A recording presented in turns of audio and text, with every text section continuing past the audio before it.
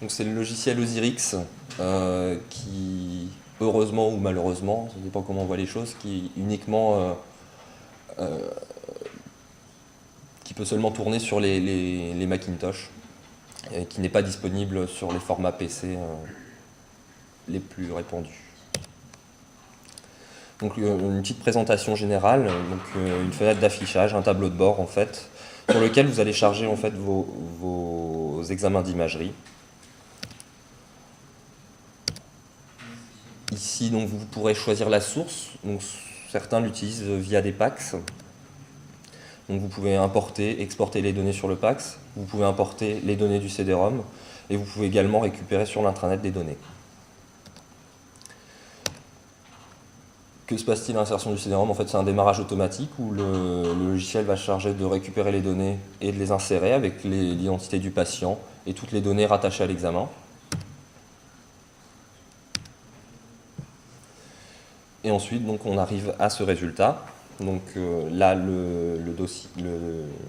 l'examen du patient qui a été chargé. Donc ici, la working list, où vous pourrez à souhait rentrer vos examens, sachant qu'à partir du moment où ils sont enregistrés dans la machine, ils sont conservés sur l'espace disque. Vous n'avez plus besoin du CD-ROM, vous pouvez le reconsulter à tout moment. Une fenêtre de prévisualisation. Et enfin, la gestion des séries rattachées à l'examen. Donc, le module de visualisation en 2D MPR.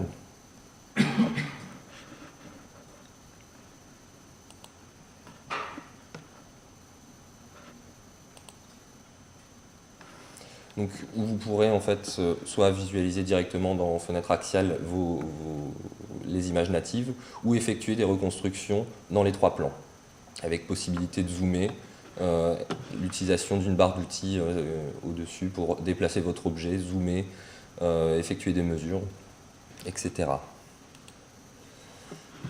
Donc vous retrouvez ici la barre d'outils, la possibilité de reformat dans les 3 plans de vos données brutes, et donc ici toujours cette console ici de visualisation principale, avec ici un outil 2D 3D avec des fonctionnalités supplémentaires que je vous détaillerai un petit peu plus tard. Donc comment ça se passe ensuite? Donc là c'était l'exemple d'un examen d'IRM. Donc vous avez la possibilité directement aussi, en attribuant les fonctions de la souris de contraste, de pouvoir bouger votre fenêtre, et avec la roulette de la souris de pouvoir faire défiler vos séries, et vous naviguez en fait entre vos différentes séries en cliquant simplement sur la série que vous souhaitez visualiser.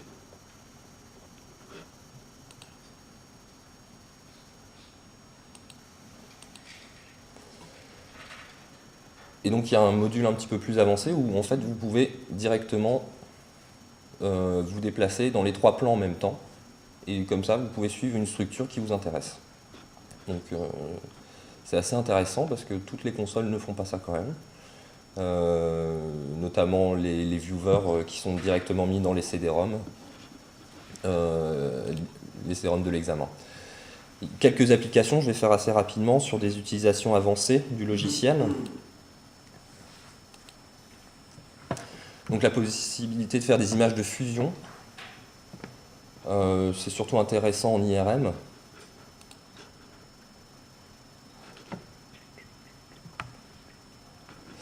Et donc, par exemple, là c'était un cas de pseudarthrose d'une fracture du scaphoïde. Donc vous avez la série T2, la série T1, et en fait en faisant glisser simplement vos données, vous créez un calque d'une série, de la série T2 sur la série T1, et en fait avec on va dire le codage de l'image, vous obtenez les informations. Si ça veut bien se relancer.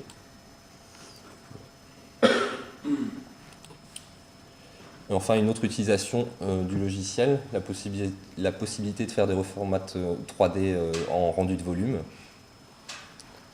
Donc vous pouvez choisir directement en fait dans les pré-réglages, vous pouvez ajuster votre fenêtrage en fonction des structures que vous souhaitez mettre en évidence.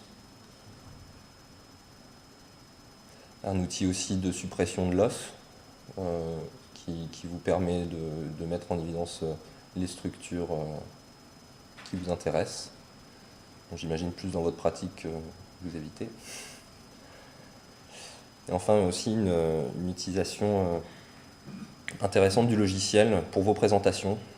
En fait, c'est une création en 3D de votre volume. En fait, la machine va effectuer une image sur tant d'angles et en fait, vous récupérez l'image sous la forme d'un fichier QuickTime en point .move et avec lequel vous pouvez vous déplacer directement et vous choisissez vous-même l'angle sous lequel vous voulez regarder votre volume et ensuite vous l'intégrez dans le PowerPoint.